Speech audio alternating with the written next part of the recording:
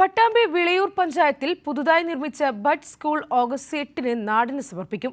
ഉന്നത വിദ്യാഭ്യാസ മന്ത്രി ആർ ബിന്ദു ബഡ് സ്കൂൾ ഉദ്ഘാടനം ചെയ്യും. മുഹമ്മദ് മുഹസിൻ എംഎൽഎയുടെ ആസ്തി വികസന ഫണ്ടിൽ നിന്നും 1.5 കോടി രൂപ ചെലവഴിച്ചാണ് കെട്ടിടം നിർമ്മിച്ചത്. ഭിന്നശേഷി കുട്ടികൾക്ക് മികച്ച വിദ്യാഭ്യാസവും പരിശീലനവും ഒരുക്കി പുനരധിവസിപ്പിക്കുക എന്ന ലക്ഷ്യത്തോടെയാണ് സംസ്ഥാന സർക്കാർ ബഡ്സ് സ്കൂൾ നവീകരിക്കുന്നത്. മുഹമ്മദ് മുഹസിൻ എംഎൽഎയുടെ ആസ്തി വികസന ഫണ്ട് ഉപയോഗിച്ചായിരുന്നു പട്ടാമ്പി വിളയൂരിലെ ബഡ്സ് സ്കൂളിന്റെ നവീകരണം. ഭിന്നശേഷി വിഭാഗത്തിൽപ്പെട്ട കുട്ടികൾക്ക് ഏറ്റവും നല്ല പരിശീലനം നൽകുക, അവരുടെ വിദ്യാഭ്യാസം ഉറപ്പാക്കുക എന്ന ലക്ഷ്യത്തോടു കൂടിയാണ് ബഡ്സ് സ്കൂളുകൾ നമ്മൾ ആരംഭിച്ചിട്ടുള്ളത്. അതിൽ ഏറ്റവും പ്രധാനപ്പെട്ടതാണ് വിളയൂര് ബഡ്സ് സ്കൂൾ. അതിന്റെ നിർമ്മാണം പൂർത്തീകരിച്ചു. 1.5 കോടിയാണ് MLA ഫണ്ടിൽ അനുവദിച്ചത്. മനോഹരമായ കെട്ടിടമാണ്.